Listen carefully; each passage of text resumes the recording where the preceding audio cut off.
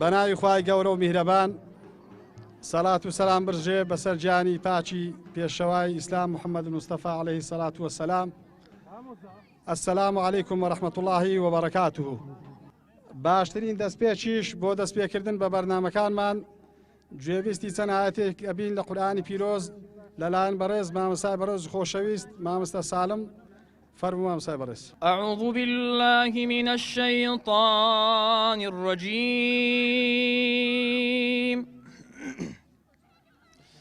بسم الله الرحمن الرحيم. يا أيها الناس اعبدوا ربكم الذي خلقكم والذين من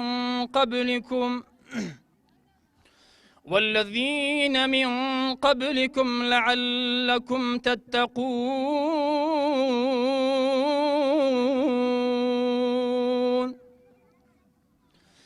الذي جعل لكم الأرض فراشا والسماء بناء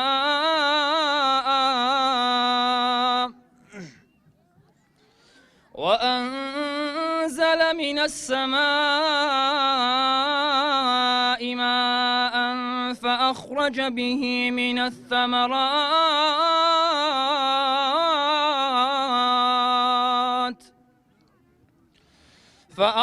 به من الثمرات رزقا لكم فلا تجعلوا لله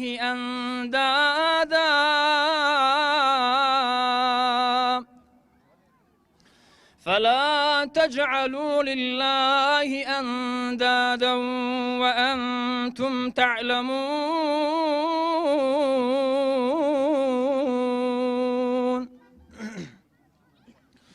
وإن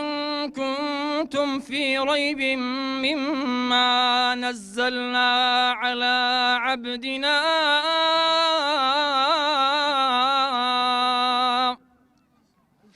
فأتوا بسورة من مثله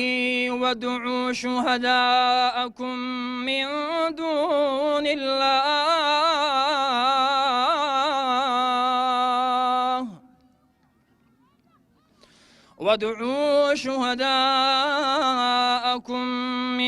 دون الله إن كنتم صادقين. فإن لم تفعلوا ولن تفعلوا فاتقوا النار التي وقودها الناس والحجارة أعدت للكافرين. صدق الله العظيم. ما شاء الله دەنگەکی زۆر خۆش خوای گەورە پاداشتی خێری مامۆستا سالم بداتەوە. ئێستاش وتەی بەخێرهاتن بە نوێنەرایەتی ڕیشسپی و ئەنجومەنی بنەماڵی و سوخاتونەیی داوا لە بەڕێز مام خالی دەکەین بفەرمی بۆ پێشکەشی وتەی بەخێرهاتن. یەکەی ڕیشسپی و ئەنجومەن و کەسایەتەکانی بەڕێز بەخێرهاتنێکی گەرمی میوانە بەڕێزەکانەکەین. خۆش عاڵم ئەوڕۆ کە لە ڕۆژێکی وەکو ئەمڕۆ خۆشترین ڕۆژە بۆ من کە دەناو ئەو خزمانەدا لە خزمەتیاندا بین بە پێی توانە. یاخۆ بەخێر بێن سەرسەر و سەرچاو زۆر بەخێر بێن. يا صلي وسلم دائما أبدا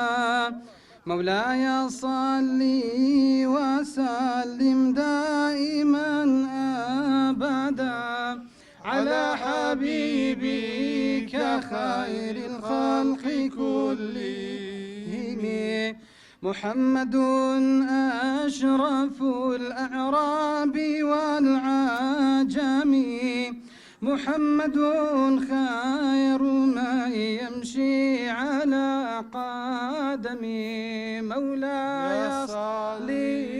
وسلم دائما أبدا محمد تاج رسل الله قاطي حبيبتان محمد صادق الأقوال والكالم مولاي صل وسلم دائما أبدا على حبيبك خير خلق كلهم محمد ثابت الميثاق حفيظه محمد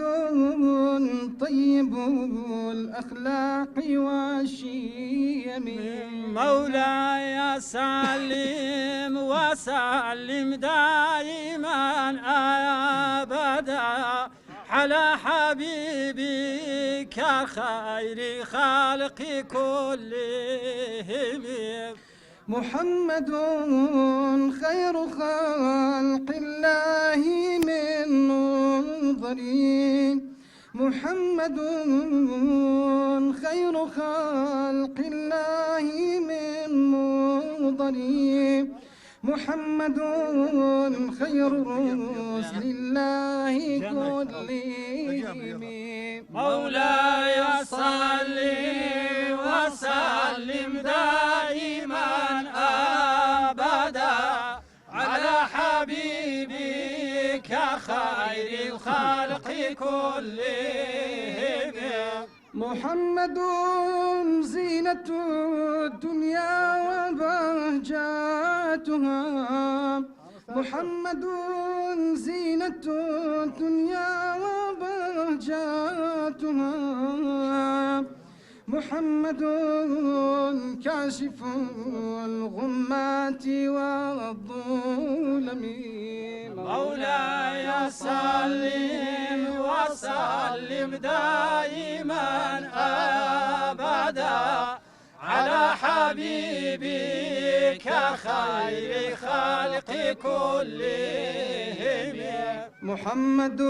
ضاحك للضعيف مكرمه محمد جار والله لم يضم مولاي صل وسلم دائما أبدا على حبيبك خير الخلق كلهم محمد قائم لله ذو همم محمد خاتم للرسل كلهم مولاي صل وسلم دائما أبدا على حبيبك خير الخلق كلهم على حبيبك خير الخلق كلهم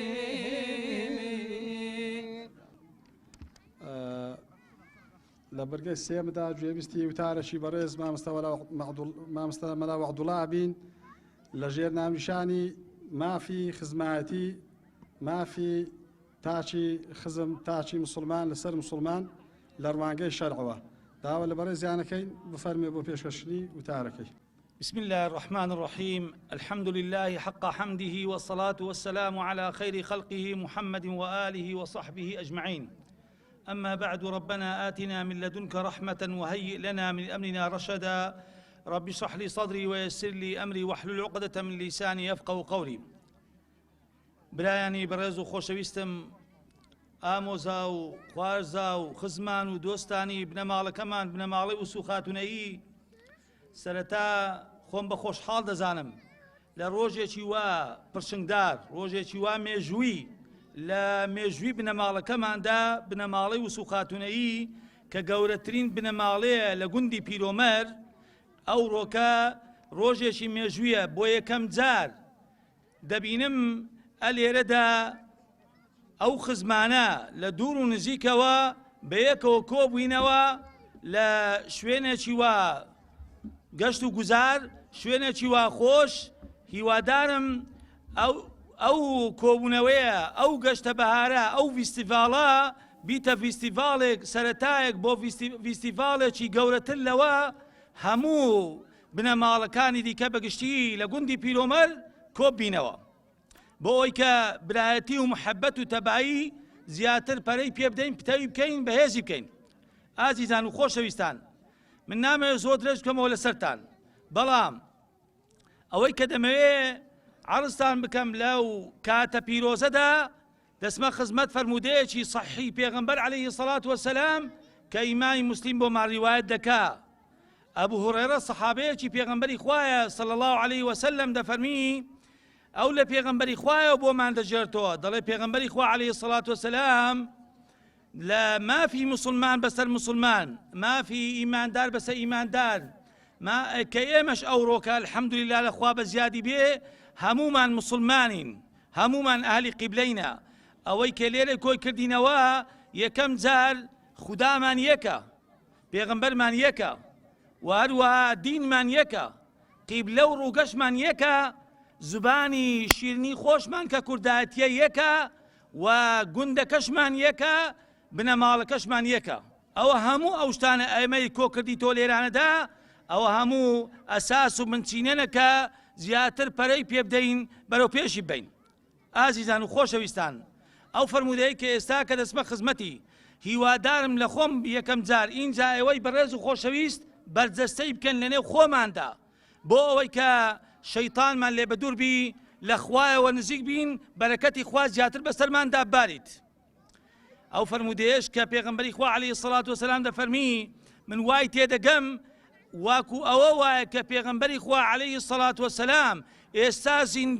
زیندووە لەنێو بنەماڵەکەماندا لە بۆ ئێمەی فەرمووە. ئازیزان و خۆشەویستان، دەفەرمی لە فەرموودەکەیدا لەو فەرموودەیەی پێنجی لەسەر مسلمان قەدەغە کردوونە، حەرام کردوونە. چۆن ئێمە درۆکردن حەرامە، غەیبەتکردن حەرامە، مەشروب خواردنەوە حەرامە، نوێژ نەکردن حەرامە، ئەوانەشی لەسەر ئێمە حەرام کردووە و قەدەغە کردووە بۆ ئەوەی کە نێوانمان پتەو بێ بەهێز بێ برایەتی و محەبەتمان بە قووەت بیت. دەفەرمی لە فەرموودەکەیدا لا تحاسدوا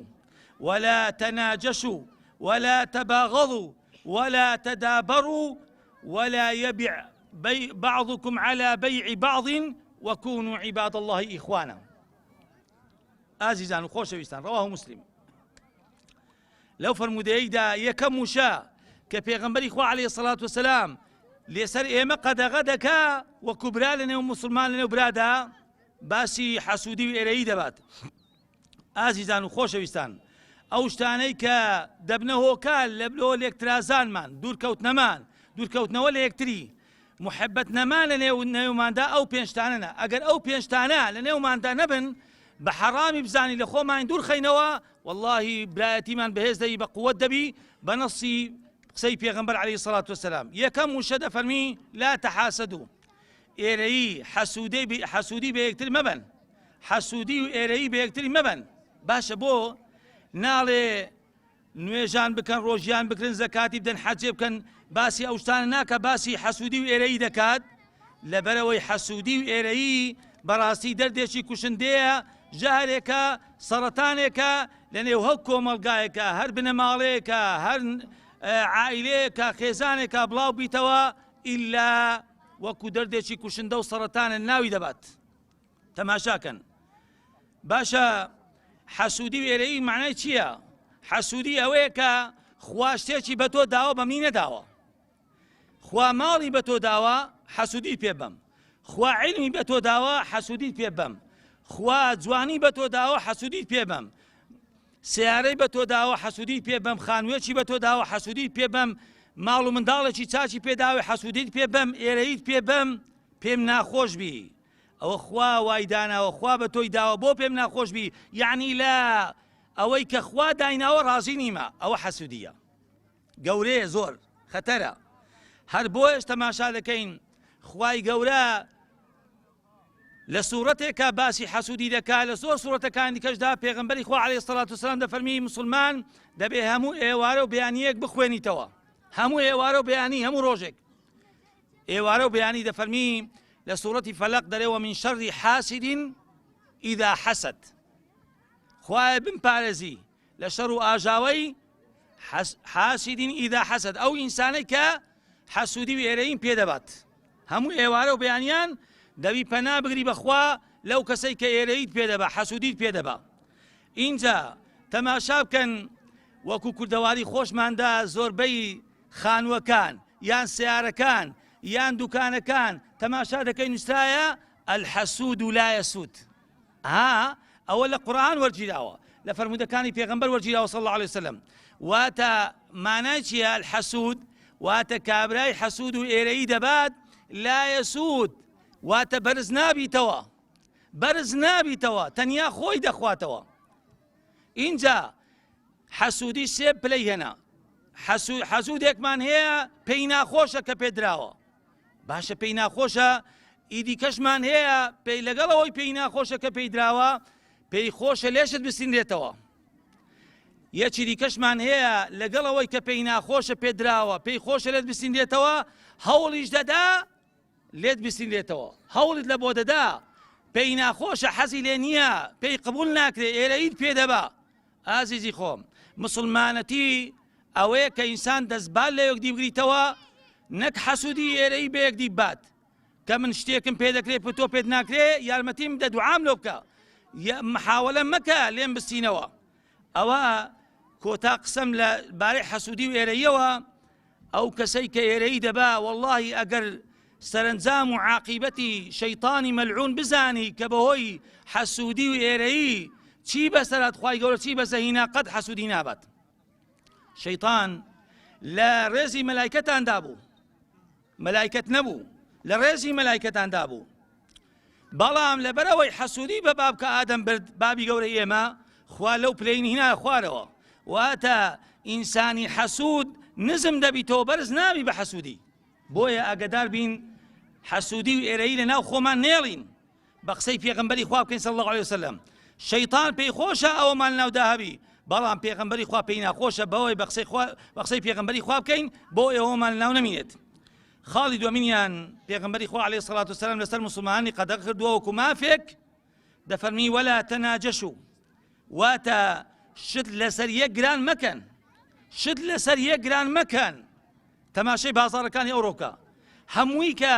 لە دوایەوەی حەسادەت بەیەک دەبن شتیش لەسەر یەک گران دەکەن واتە پێچەوانەی ئەو فەرمودەی دەجوڵێنەوە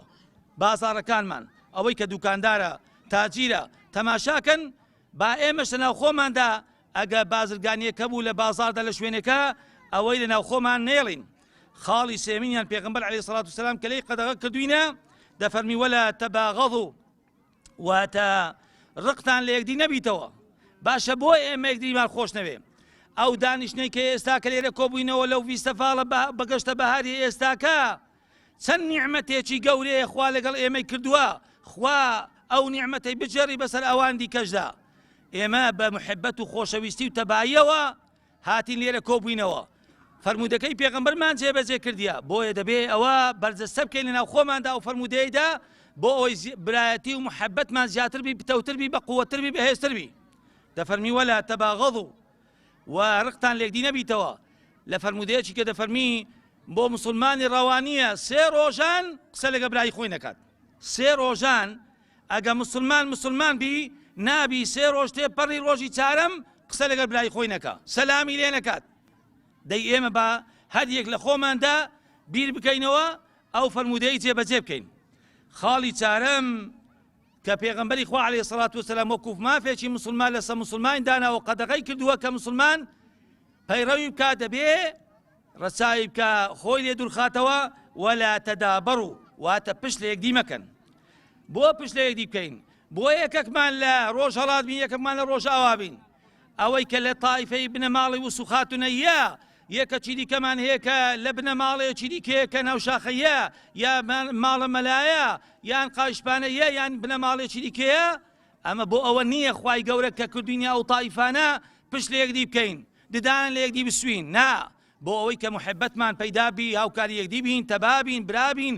ئەوەی کە ئەوان پێیان ناکرێ من هاوکاریان بکەم ئەوەی کە من پێم ناکرێ ئەوان هاوکاری من بکەن دەستبال لە یەکدی بگرینەوە بۆ ئەوەی کە بەرەکەتی خوا زیاتر لە ناوماندا هەبیت هیوادارم ئەوانە جێبەجێ بکەن خاڵی کۆتایی و ئاخری كلو فرمودي دا پیغمبر خو عليه الصلاة والسلام بومان باز دكا فرميم ولا يبيع بعضكم على بيع بعض وهروها أجريكك معاملەیەکی کرد چۆ سەر شتێکە معاملەکەی کردووە دەستی پێ کردووە قسەی لێ کردووە تۆ نابی بچی لە پشتەوی قسە بکەی تۆ نابی بچی معاملە لەسەر معاملەی ئەو بکەی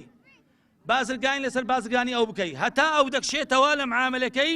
تۆ نابێ نزیک بیەوە تۆ نابێ قسەی لێ بکەی بۆیە دەبێ ئاگادار بین ئەو پێنج خاڵانە کە مافی مسلمانە بەسەر مسلماندا حرامە مسلمان لەگە مسلمانی ئەو پێنج خاڵان نزیک بکەوی تۆ دەبێ خۆی لە دوورخاتەوە ئەوانە لەناو خۆماندا بەردەستە بکەین بۆ ئەوی کە تەبایی و محەبەت و برایەتیمان زیاتر ببی لە کۆتاییدا پێغەمبەری خوا عەلەیهی سەڵات وسەلام دەفەرمی وەکوونوا عیباد الله ئیخوانە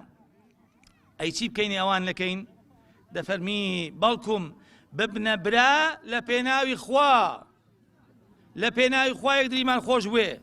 کە ئێستا کۆبووینەوە لێرەدا لەبەر خوا یەکدریمان خۆش بوێ لەبەر خوا هاوکاری یەکدی بکەین لەبەر خوا تەبابین برابین یارمەتی یەکدری بدەین بۆیە ئاجزان و خۆشەویستان ئەو دانیشتنە و ئەو کۆبوونەوەی کە ئێستا لێرە کۆبووینەوە ئەوە ئینشاءڵڵا بەرەکەتی خوای لەگەڵدا دەبی و لەبەر خواشە ئینشاءڵڵا خزمەتی و تەباییمان لەبەر ئەوە نییە کە دوژمناتی کەسێکی دی بنە ماڵەیەکی دیکە بکەین خۆ هەڵبچێشین بەسە کەسێکی دی بنە ماڵەیەکی دیکەدا بەڵکم بۆ ئەوەی کە هەنگاوی یەکەمە بۆی بتوانین ویستڤاڵێکی گەورەتر فراوانتر لەسە ئاستی گوندی پیرۆمەر ڕێک بخەین برایەتی و تەبایی و محەبەتی خۆمان زیاتر بکەین شەیتانی لەنێو خۆماندا بە دوور بخەین بۆ ئەوی کە بتوانین لە لای خوا و لە لای خەڵکەوە ڕووسپی بین جا بۆیە من لە کۆتاییدا لە خوای گەورە دەپاڕێمەوە دەڵێم یا ڕەبی خوایە وەک ئەلێرە کۆت کردینەوە لەو گەشتە بەهارە لەو فیستیڤاڵە لە فیردەوسیش لە بەهەشتی بەرینەوە لەگەڵ پیاوچاکان و ساڵحان و شەهیدان و دۆست و ئەحبابی خۆ کۆمانکەوە یا ئەڵڵا یا ڕەبی خوایە لە سەوزایی و مێرگ و کانیاوەکانی بەهەشت بێبەشمان نەکە یا ئەڵڵا یا ڕەبی خوایە برایەتی و محەبەت و خۆشەویستی نێوانمان پتەوتر بکەی زیاتر بکەی ئەو گەشتە بەهارە ببیتە سەرەتایەک ببیتە ئەزمونێک بۆ گەشتی بەهاری زیاتر و باشتر و فراوانتر یا ڕەبی خوای ئەوەی نەخۆشە شیفای نەخۆشەکانی بدەی یا ڕەبی خوای ئەوە چێرشە و گرفتێکی هەیە بۆی چارەسەر بکەی یا ڕەبی خوایە دڵ و دەروونمان فراوانتر بکەی یا ڕەبی خوایە ئەوەی کە ژنیشی هێناوە خوا ژنێکی چاچی بە قسمەت بکەی ئەوەی کە مێردی نەکردووە خوایە پیاوی چاچی بە قسمەت بکەی ئەوەی منداڵی نیە منداڵی ساڵحی پێ ببەخشی ئەوەی منداڵی خوایە بۆی ساڵحکەی یا ڕەبی خوایە مراز و مەقسوودی هەمووان حاصلکەی آمين والحمد لله رب العالمين والسلام عليكم ورحمة الله وبركاته. زۆر سپاسی مامۆستا وعدوڵڵا کەین بۆ تەشیرینەکان. ئێستاش داوا لە مامۆستا عوسمان دەکەین بفەرمێت بۆ پێشکەشکردنی سرودێک بە دەنگە خۆشەکەی. دەروون پڕ لە زامەکەم گرانە داوای دەرداکەم پێغەمبەر گیانە ئەی دەوای دەرداکەم وەلا مەدینە وەلا ڕەوزەکەی تەها لەمینە قوربانی ناوێت چەند جوانە قوربانی ناوێت چەند جوانە ناوێت سەردەفتار پێغەمبەرانە خۆم خێستە قاپی ئەمن و ئەمانێت منی بێحاڵم یا نەبی دەستم دامانێت دەرمان دەرداکەم وەلا مەدینە جەنابەم فیدا نەبی شێوە و شیرینە یا ڕەسوول الله یا شای مەدینە ئێمە عاشقتین قوربان دڵمان مەشینە دەروون پڕ لە زامەکەم گرانە داوای دەردەکەم پێغەمبەر گیانە ئەی داوای دەردەکەم لە مەدینە ولا روزاكي طال مينا ولا روزاكي طال مينا صلى الله عليه وسلم ولا إيرا أتشور بهما شوا أتشور بهما شوا أتشور بهما شوا زور باشا دستان برمده استاش يركز بخوم دست نشان دكم بيانا قول لنا ابن مالك من كتيبا فخر لبوان دعالي لكن كبفر مد اگر سيري بكن برزان مام خالد كلينيا ايك كلا عند مكان ابن مالك دليل ما خالد ناكوي بوكاري تشا اويك يقتويا دوام اگر پر تواسبي يكسد كوي يكسد كوي او نشان ما عندنا دسو صبيه كما قال صبيه كما استاذ